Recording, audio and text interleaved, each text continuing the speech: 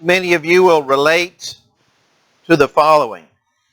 People who travel a lot, especially for business, usually keep a bag ready.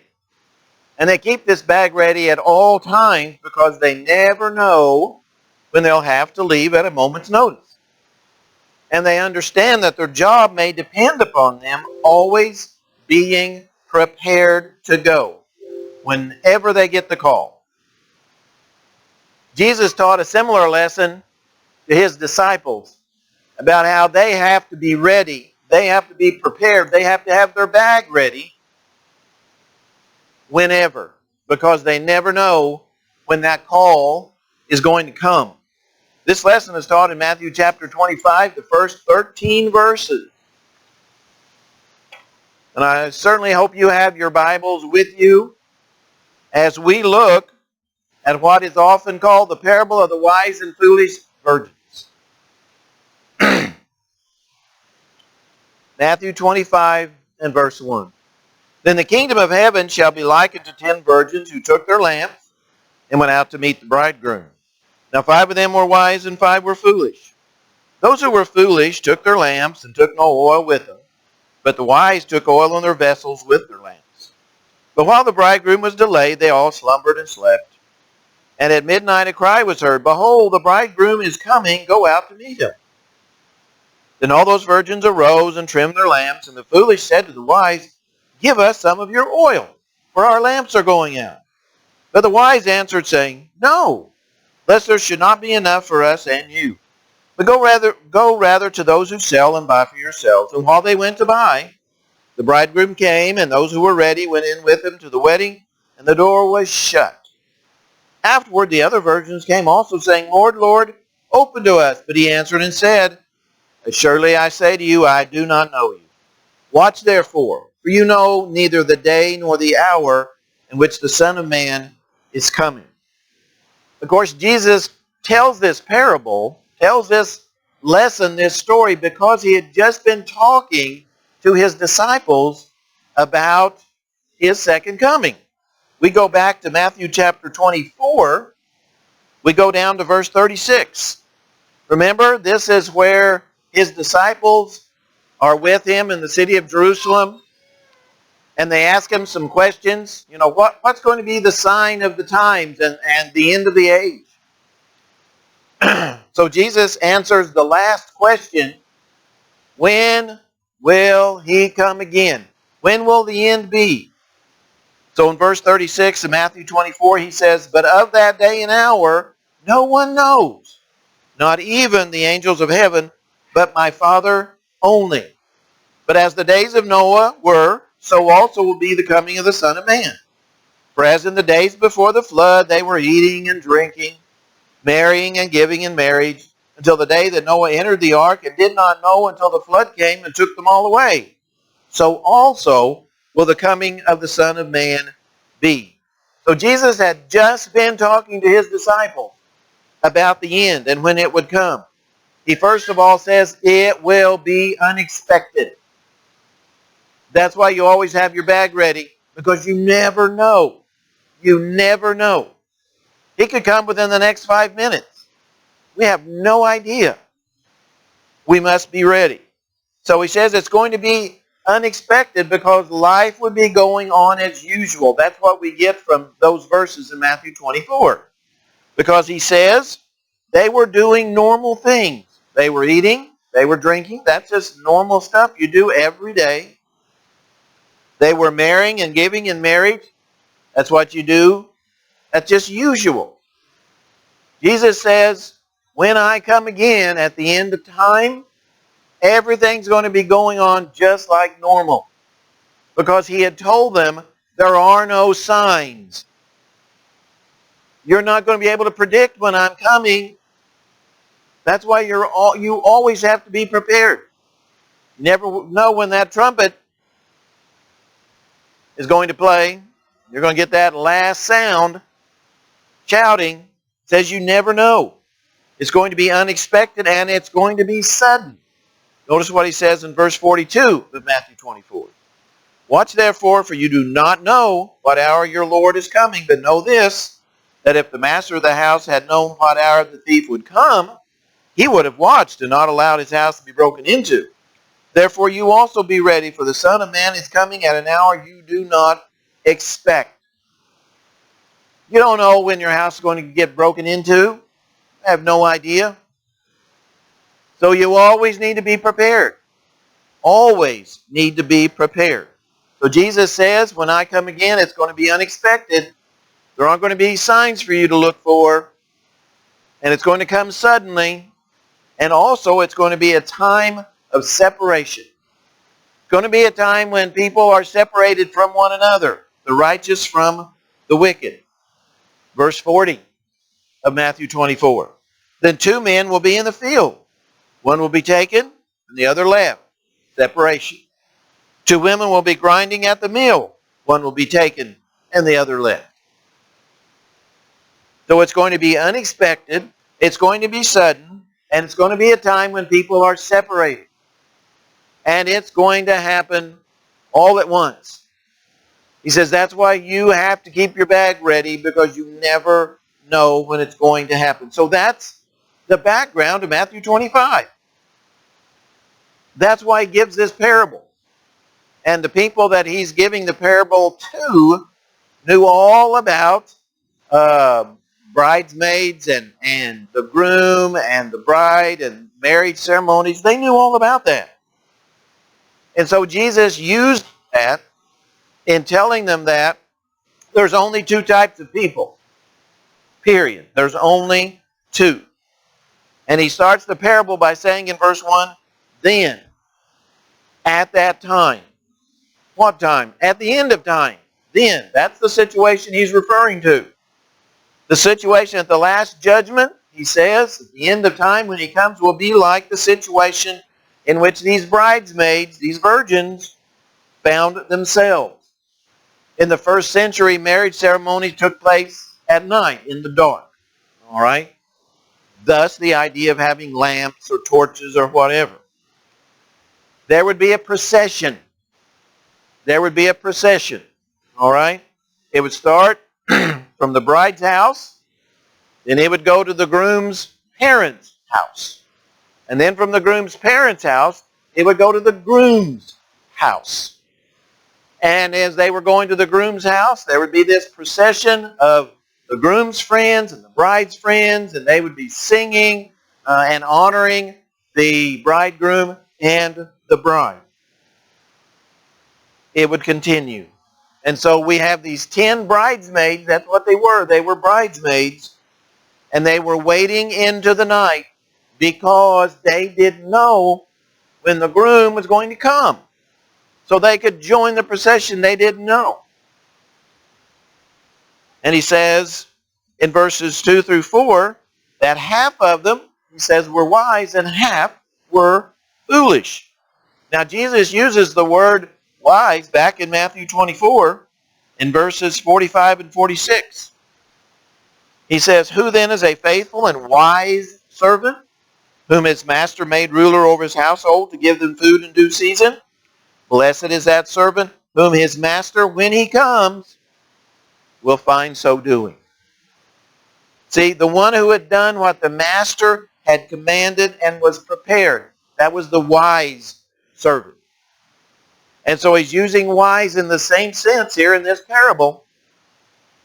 5 of these bridesmaids were wise. Why? Because they were prepared. They were doing what they knew they needed to do. So they were prepared. What was going on? Well, those who were foolish took their lamps and took no oil with them. These lamps could either have been a typical type of vessel that would have like a wick on it, or it could have been a torch. There's no way really to know. But we do know about the oil, because they would carry extra oil, they should have been, in jars or flasks, and that's what these vessels were, and they were filled with oil so that they, when the lamp, the torches went out, they could pour the oil they had brought with them out of the vessels onto the lamps. so they could continue to see. Well, but what happened in verse 5? While the bridegroom was delayed, doesn't say why he was delayed, he was just delayed. They all slumbered and slept. All of them slept. All 10 of them slept, and I think that's significant. See, the wise ones, these wise bridesmaids, could sleep because they'd made preparation. They didn't have to worry. They didn't have to be concerned because they knew they would be prepared regardless of when he came. Now, the 5 foolish ones did not have time to sleep because they weren't ready. They hadn't prepared. But they were sleeping anyway. But they weren't prepared. They shouldn't have been sleeping. That's the point. They shouldn't have been. And see, I think there's a lesson within the lesson for the faithful Christian today, because the faithful Christian can carry on the affairs of life without care or worry. Why? Because our bag is ready. Our bag is prepared. We are ready. Jesus comes today, or if he comes tomorrow, if he comes 100 years from now, we're ready. So we don't have those cares and worries because we're always prepared. Well, then the announcement comes in verses 6 and 7. And at midnight a cry was heard. Behold, the bridegroom is coming. Remember, he had been delayed. People have been waiting. Well, now he's coming. Go out to meet him. Then all those virgins arose and trimmed their lamps. Here was the announcement of the one who was going to initiate the event, the procession. Here he was coming so they could join the procession and go on to the bridegroom's house. It says they trimmed their lamps. They put them in order. They got them ready. And you've seen lamps with wicks, and after they burn a while, they get the black carbon on the outside of them, so you have to kind of flick it off. So they were preparing. All right? We learn here another important lesson, that is, some Christians are wise. They're spiritually minded. They are thinking about his second coming. They are thinking about the next life. Whereas the foolish are worldly minded. They're thinking about this life. They're thinking about, making money or doing this or doing that. Their jobs, their hobbies, their entertainment. They're not thinking about being prepared for Jesus because he can come any time. Well, then we go on to verses 8 and 9, and we have something else that's important. And the foolish said to the wise, give us some of your oil, for our lamps are going out. But the wise answered, saying, no, lest there should not be enough for us and you. But go rather to those who sell and buy for it yourselves. The point here is that one's faith is personal. All right? See, these lamps needed regular refilling. The torches, if they were, needed replenishing with oil. Well, the 5 foolish maids didn't bring extra oil to be used to refill their lamps. So they said, give us. Give us. See, now it was the responsibility of all 10 of those. Each of those 10 had a personal, individual responsibility to bring oil, so they could go with the bridegroom to the banquet, the wedding feast. And what's interesting is history tells us that on nights like this, the shops where you could buy oil would stay open late. Just like today, certain times of the year, stores and shops will stay open late because they know people may need to come in and get something. That was true in the first century too. Those shops where you could buy oil would often stay open as long as people needed them. We cannot borrow another's faith. I can't borrow my mom's faith or my dad's faith or my grandparents' faith or my wife's faith. I can't borrow theirs. They can't borrow mine. It is personal. No soul can act for another. You might have the greatest, most spiritually minded parents, but you're not going to go to heaven because of their individual faith. They can help you go, But you can't go because of them, and they can't go because of you. Notice, I think there's something else embedded in this parable that I think is important. Notice that for the 5 foolish maids, it was not enough. It was not enough that their lamps had burnt in the past. And their lamps had burnt in the past. But what was important was that they would be burning when the bridegroom came. That's what was important. And that's true for us today. It doesn't matter that we were a good, faithful Christian 10 years ago, but we've quit. That doesn't help us in the least. What's important is, are we faithful when Jesus comes, when we leave this world? That's what's important. Are we faithful then? So oil here is like, for us, our spiritual preparation. Are we preparing so that we'll be ready regardless of the time? And then the last point, beginning in verse 10, and while they went to buy, the bridegroom came, and those who were ready went in with him to the wedding, and the door was shut. Wise souls are ready. The door was shut. Now that's a chilling picture of eternal punishment. And I mentioned in class this morning, if you ever go see that Noah play, I guess is what you would call it, down at Branson, the most chilling part of that story is when God shuts the door of the ark. And you start hearing the people outside the ark shouting, let us in, let us in, let us in.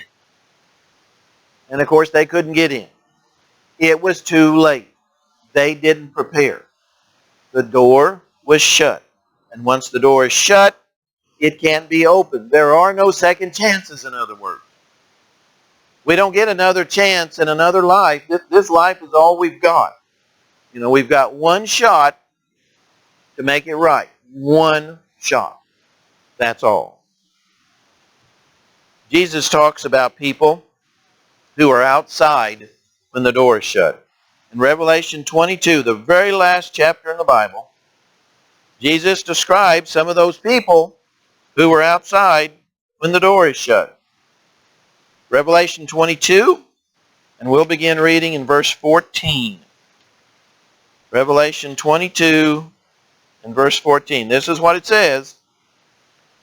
Blessed are those who do his commandments, that they may have the right to the tree of life, and may enter through the gates into the city. Now, but outside the gate, outside the door, are dogs and sorcerers and sexually immoral, and murderers and idolaters, and whoever loves and practices a lie. And of course, that's just a partial list. Those are the people who found themselves outside the door, the gate, when it was shut. Well, he ends the parable, verses 11 and 12. Afterward, the other virgins came also, saying, Lord, Lord, open to us. But he answered and said, Assuredly I say to you, I do not know you. Watch therefore, for you know neither the day nor the hour in which the Son of Man is coming. Again, it's like those who were shut outside Noah's ark. And how frightening to be shut out from the only way of being saved. In Noah's day, the ark, there was only one place of safety where one could be saved. That was it. There wasn't like half a dozen arks, or there wasn't some land somewhere where you could stay until it stopped raining. No, there was one source of salvation, and that was it. And once that door was shut, there was nothing left for them to do. So no wonder Jesus says here, I do not know you. I refuse you. I reject you. And on Judgment Day, some who thought themselves prepared discover they weren't. They weren't prepared after all. So he sums up the entire lesson by saying what? watch. Watch. While we need to be sober and serious, we need to be watching, which means that we need to be prepared. We don't need to be like some of those he talks about in some of his other lessons that just, oh, he's not coming back. He's not coming back for a long, long time. Let's go do whatever we want. That's dangerous. What's it going to mean to be on the outside when the door is shut? It means you're going to be lost forever. Back in the chapter 13 of Matthew, where Jesus gives all these parables, more than once he talks about those people who are outside the door when it's shut. He says there's going to be weeping and gnashing of teeth. That's how terrible and painful it will be. But being on the inside when the door is shut, like Noah and the others, it's going to be like Revelation 22, verses 4 and 5. He's going to wipe away all tears. There's not going to be any pain or sorrow or grief or no death. You will be with him forever. So the question is simply, is your bag packed and ready? Have you repented and been baptized for the remission of your sins? If not, you're not ready. You're not ready. And if you've done that, maybe you've kind of drifted away from doing what you know is right. And you need to, as we say, start over. So when Doug leads us in this song, inviting you to think about, are you ready? Let's stand and sing this song.